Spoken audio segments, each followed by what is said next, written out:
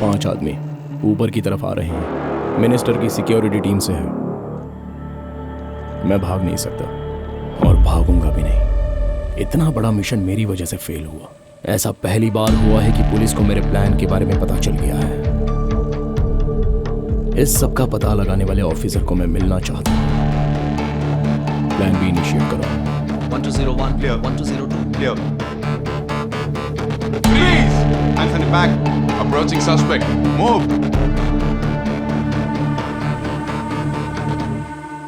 ये तो आपके फोटोग्राफ्स हैं sir. Suspect confirmed. I repeat, Suspect confirmed. Room number 1203. All evidence found. Shifting to police headquarters. Shiva,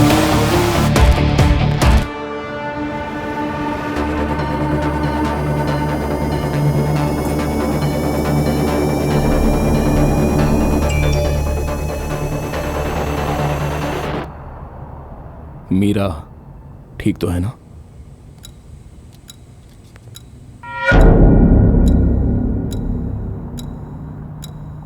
बस 6 महीने पहले तुम्हारी उससे शादी हुई है। It's better you don't open your mouth. आज मंडे है और इस वक्त इसकी बीवी आईटी कंपनी के फूड कोर्ट में खाना खा रही है। भीड़ भाड़ वाली जगह है तो वहां तो कुछ भी हो सकता है। अगर मुंह से एक भी लफ्ज निकाला तो एनकाउंटर कर दूंगा और कह दूंगा कि भाग रहा था।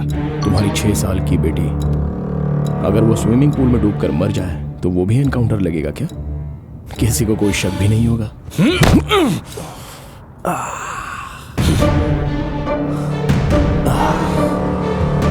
अगर मैं इतना फुल प्रूफ प्लान बना सकता हूं तो क्या लगता है कि मिनिस्टर की सिक्योरिटी टीम की कोई जानकारी नहीं होगी मेरे पास?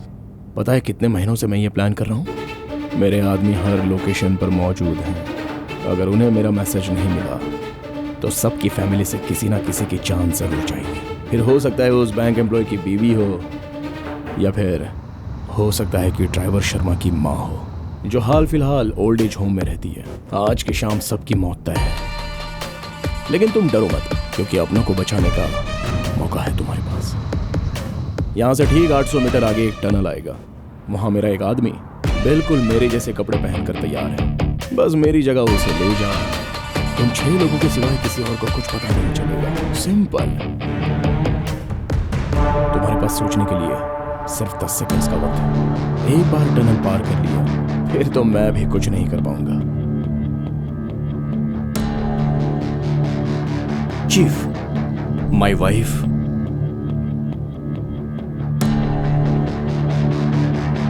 Stop the vehicle. Bharat, stop the car.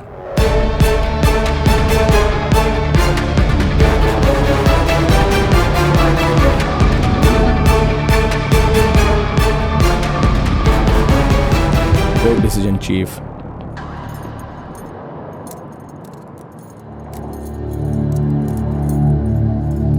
हमेशा की तरह टेररिस्ट अटैक बोल के केस क्लोज कर देना।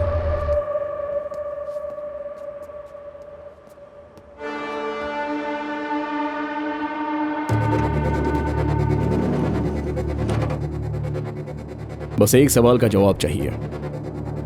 इतने फुल प्रूफ प्लान के बावजूद तुमने मुझे होटल के रूम से कैसे खोज निकाला? क्या इसके पीछे सिंगापुर पुलिस का दिमाग है? ओह, या तुम्हारे जैसा कोई इंडियन सिक्योरिटी ऑफिसर? तो कौन है? वो लिटिल इंडिया में ग्रोसरी स्टोर चलाता है। ग्रोसरी स्टोर चलाता है?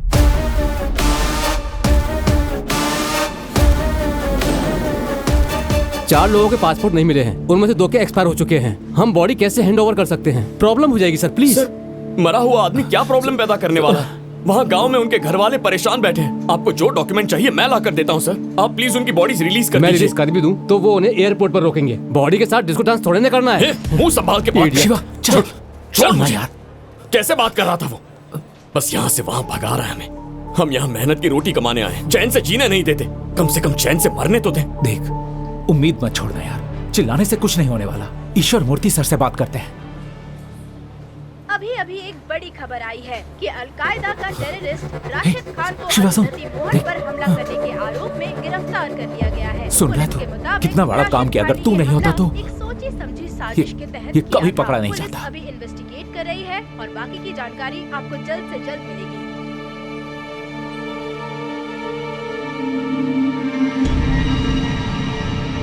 हारने के बाद भी अगर तुम्हें इनाम मिला तो तुम्हारी जीतने की इच्छा खत्म हो जाएगी। अपना इनाम हमेशा जीत कर हासिल करो।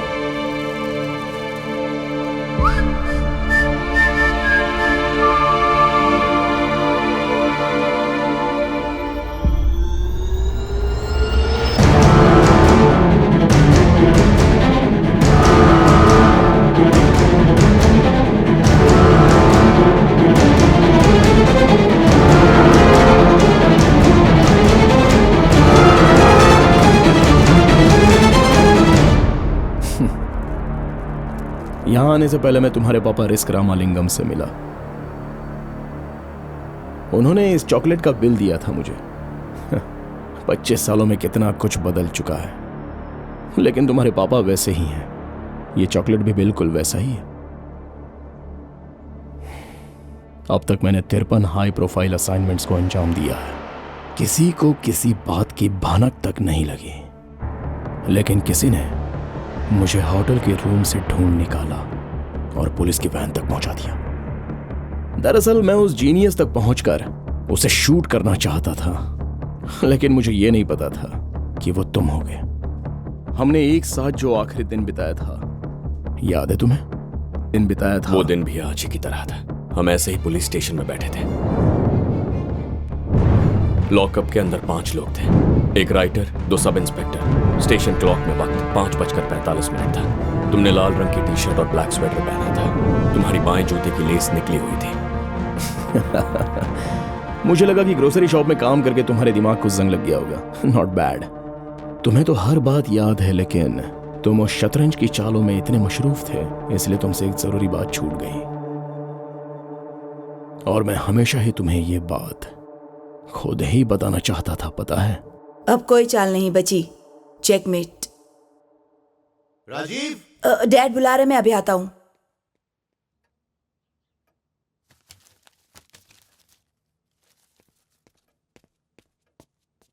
ये सब क्या है? डैड, मैं आपको सब कुछ बताने ही वाला था। डैड, आपने मुझे फोटोग्राफिक मेमोरी के बारे में सिखाया था ना, बहुत आसान है वो। चारिंग क्रॉस रोड पर एक जगह है, वहाँ पर कुछ नया बना है जिसे एटीएम कहते हैं। और जब लोग उस एटीएम में से पैसे निकालते हैं तो कांच में रिफ्लेक्शन में उनका पिन नंबर दिखता है। 30 पिन नंबर 30 मिनट में। मैंने 1 घंटे में 100 पिन नंबर याद कर लिए थे। फिर मैंने आपकी सिखाई हुई ट्रिक्स इस्तेमाल करके उनका पीछा किया और उनके पर्स चुरा लिए। You rascal! मैंने ये सब सिखाया ताकि तुम क्रिमिनल बन जाओ। मैं तुम्हें पुलिस ऑफिसर बनाना चाहता हूँ। मैंने इस दिन के लिए तुम्हें ट्रेनिंग दी थी।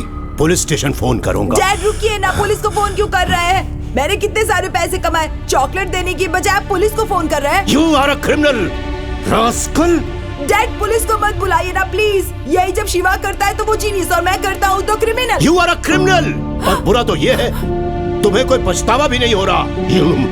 डैड पुलिस को फोन मत करिए डैड। डैड मुझे उन पैसों की जरूरत है। डैड मेरी बात सुनिए। I'm going to call the police. मैं आखिरी बार कह रहा हूँ डैड, पुलिस को मत बुलाइए।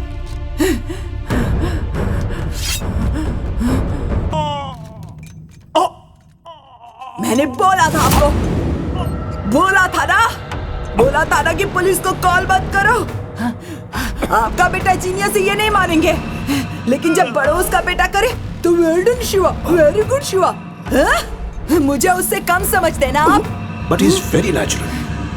मैंने मेरे बेटे को जो सालों से सिखाया था उसने 2 महीनों में सीख लिया। अगर वो पुलिस एकेडमी ज्वाइन करेगा तो मेरे बेटे से भी ऊपर का ओहदा पाएगा।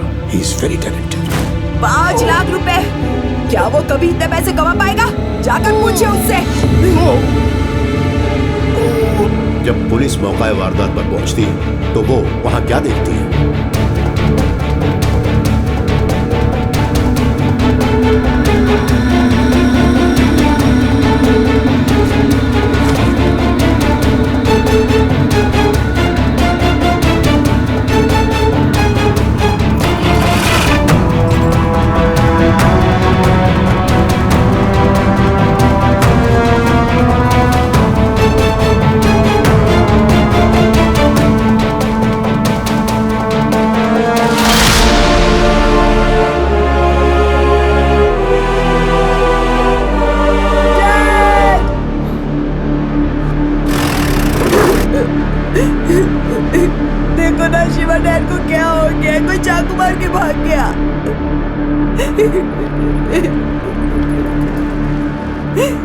डैड